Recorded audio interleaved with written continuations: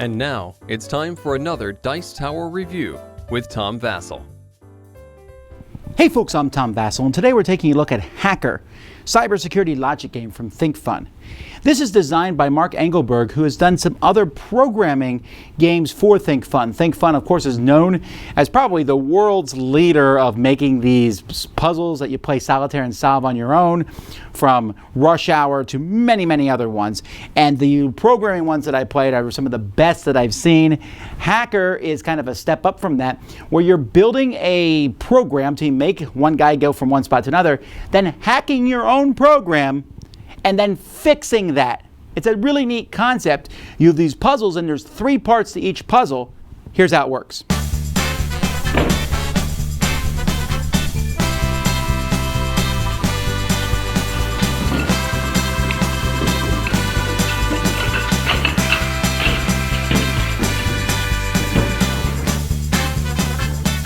All right, this is what you need to play the game. You're going to play through different challenges. Each setup is 3 challenges. So I'm going to set the board up like I did here. I have the red agent who needs to pick up the piece of information and then get to the red door without hitting this rogue program here, which will destroy me. It's a virus. I don't want that to happen. So I'm going to be doing this by looking at my control panel. I notice here on the platform that the red one is going to rotate at turn 3. And then I need to put in 3 tokens here to program my guy. Well, I guess I'll go up, pick up that, then move, and then it's going to rotate, and then move again. So let's test it out. He goes up 1, picks up this folder here, so I'll stick that folder on him. Then he moves over 1. Then the red one rotates like this. He moves over 1. Victory and success. That's challenge 1. Challenge 2. Now, I'm going to think like the hacker. I want him to get to the virus. How do I do that? Well, I can't change these, but I can change the location. I can change the timing. So let's say I make the rotation happen first here and move that over, then move. So he moves up 1 like this. Now it rotates. Then he moves over 1, and then he moves over 1. Da, da, da, da, da. So he's dead. Okay, great. I solved challenge 2. Now challenge 3, I need to stop that by putting an alarm there. Now this alarm needs to go into open space. It's going to stop him from hitting that, but it also can't interfere with the regular program. So I'll put the alarm here. So he moves up 1. This rotates. He gets ready to move. Boom, the alarm stops. Great. So it works with the hacked program. But let's see if it works with the regular program. He moves up 1. He moves over 1. This rotates, and he goes up here. So the alarm doesn't mess with it if he follows the normal program. Boom. I've solved all 3 of the first ones. So that's the way. There's an answer booklet here, a solutions booklet. So code it, shows me that's how you do it. Then hack it.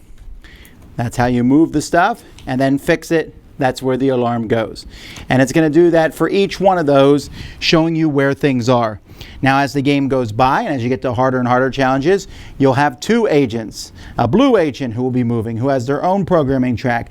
You got linked rotations here on the board and locked things that can happen. So it's going to get more and more difficult as you go through the different challenges. But each time you go through a challenge, so here we have challenges 1 to 3, challenges 61 to 63, 91 to 93. So you can see that there are quite a few challenges. It goes up to 120 challenges, which is essentially 40 different puzzles, but each one has 3 parts to it. You can see here, they get a whole lot more complex as time goes by. And even if you can easily solve the first part, then you have the second part, you have to think like a hacker, and then the third part, you need to fix it. So that's how you do this. When it comes to components, I really like them, and then some of them I'm not as big of a fan of. This thing here I could play with forever. It's really neat to me how I can pick this up and rotate these, and you're rotating the same pieces. I don't know, it's a neat concept how that works. I mean, it's essentially, you can see it has these, the way that they're built, these, they're just moving inside there. I don't know. These fit in here really nicely. It's just a really cool setup. And this board is also really nice with the recesses and able to slide the pieces around in there. What I'm not as big a fan of, these standees are meh, and then you can see that, trying to put the information on the guy, that's just a pain. I don't know. I just wish there was a better way to do that. But that's really my only complaint. That's a very minor complaint. The whole thing looks really good. And these booklets are really nice. It's easy to go through there.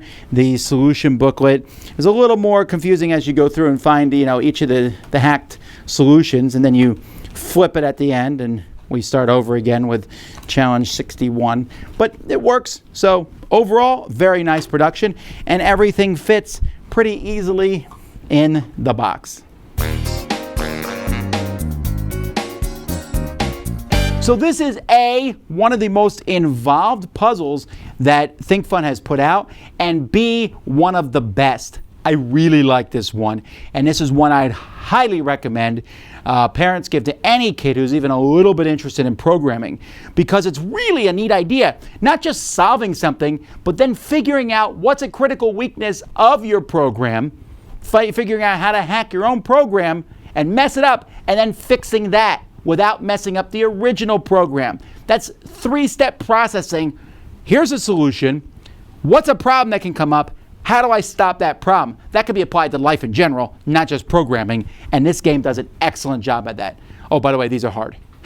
That first one's pretty easy, right? And they kind of walk you through it step by step. Gets a little bit harder. Now there's 2 agents. Now this is locked down. There's some interesting aspects to it, but it is really well done. I really recommend his earlier programming series to go through those. I've already reviewed those. I think they're all fantastic. I think this is also fantastic. It's just, again, if you're into programming, get it. This isn't going to be for everybody, right? Like with rush hour and stuff, you kind of just move stuff around sometimes till you solve it. It's kind of like a Rubik's Cube. You can move it around till you solve it. It's not really going to work in this case. I mean, I guess you could just put programming down and keep messing with it, but it's not the same thing. Here, you're going to sit there, work at it, move those really cool twisty things, move it around, and try to get your guy to the right spot. And you're like, yes! And that's just one part. Tons of content here. Very much recommended. Hacker. Dice Tower Judgment approved!